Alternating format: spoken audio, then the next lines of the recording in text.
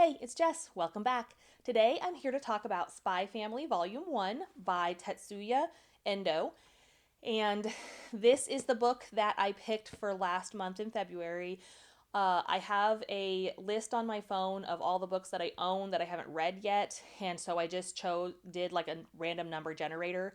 And Spy Family is the one that came up. So I'm trying to read at least one a month of the books that I own that I haven't read yet. So the computer, the world chose Spy Family for me this month, and I loved this book. I've heard so much about this series, and for some reason, I've just always put off reading it. And now that I've started it, I don't know why I waited so long to read it because it was so fun.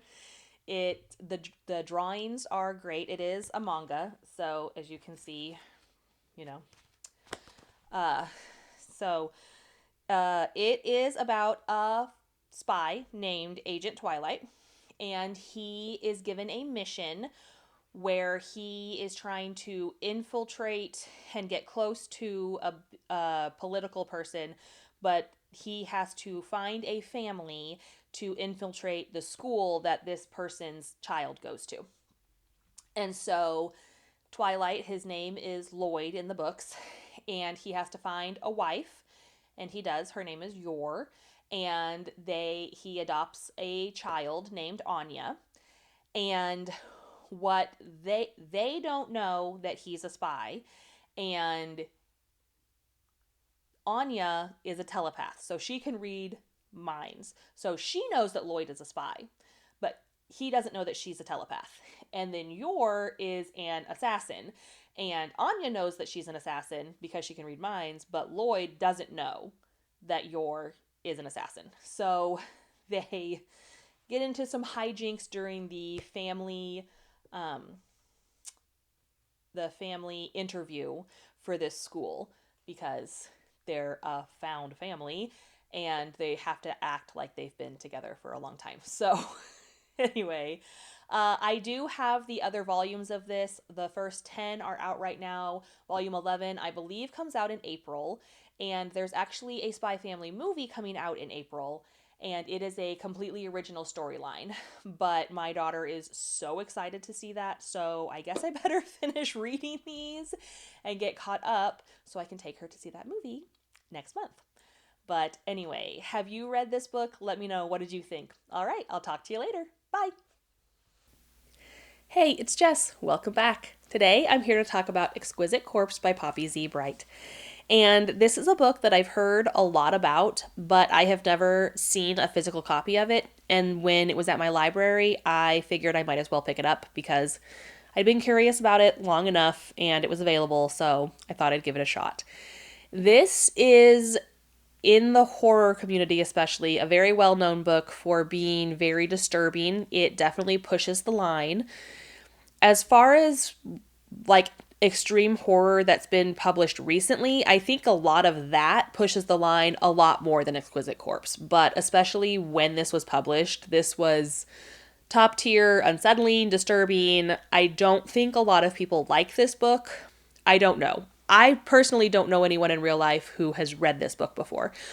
I read a lot of horror. That's basically all I read. I don't have trouble getting through disturbing, disgusting, unsettling scenes. This has a lot of body horror in it. It has a lot of other very unsettling scenes. I I'm glad I read it because now I can say that I've read Exquisite Corpse. I've always wanted to. I don't think that I would read it again. In fact, I know that I wouldn't read it again. It's not for me. I am glad I read it. Don't know who to recommend it to. So, Exquisite Corpse is about a serial killer named Andrew Compton who has killed 23 young men and has been in prison for the last 5 years. And then he fakes his own death to escape prison. And to him, to Andrew, he thinks that murder is an art, a very intimate, the most intimate art that you can make. And after he escapes from prison, he goes to America because he's in England and ends up in New Orleans where he meets Jay Byrne, who is It says a dissolute playboy, and he has pushed his art to an extreme that even Andrew Compton couldn't ever think of or believe it. And so they meet, they fall in love, and then they decide to put their sights on a young Vietnamese runaway named Tran. And it kind of goes from there.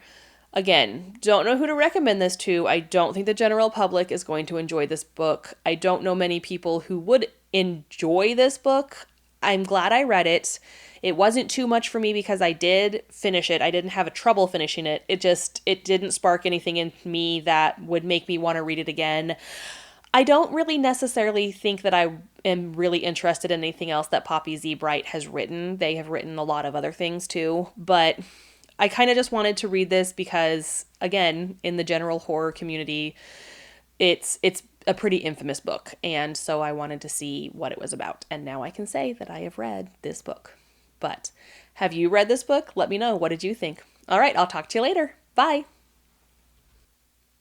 Hey, it's Jess. Welcome back.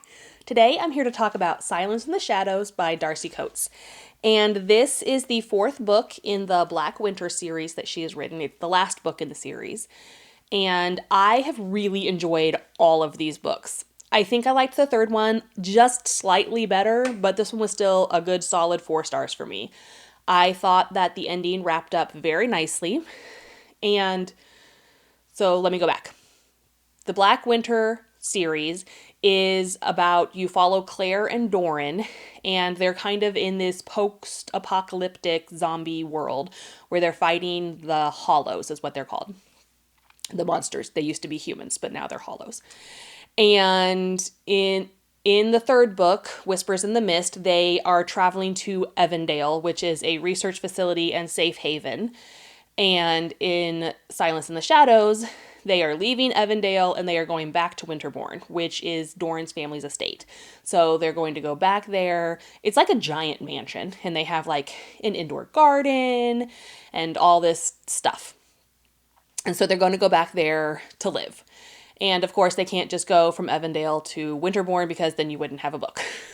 But I really liked the action in this one. Once again, I thought it was a good mix of action, and there were very emotional parts at the end. Some of it I was kind of like, oh, okay. I mean, I don't understand why we had to do it that way, but, it's fine. I did think it was really funny that when I was finishing reading this book at the end, I was also watching the miniseries for The Stand, the Stephen King book. And I felt like there were a lot of parallels between the two books. Like in The Stand, you have Captain Trips, the super flu that knocks out 95% of the population. In the Black Winter novels, you have a different disease that comes through and turns most of the population into the Hollows. And both of them, you have to kind of rebuild communities and rebuild life as we know it. And it was just kind of a funny parallel to me yesterday when I was trying to finish this book and then finishing up The Stand. So anyway, again, highly recommend all of these books. I really liked them. I thought it was a really good ending to the story. I didn't feel like I wanted more. I felt like, cool, this is how it ends. I know what Claire and Doran's lives are going to be like now. I don't feel the need to have another book, which is good because I don't think there's going to be another book. But anyway, good series overall. Also, I'm very happy that I can now check off that I have finished a series because I keep starting new ones. And now I have one that is complete, which is always a win. And I want to know, have you read this book? What did you think? All right, I'll talk to you later. Bye.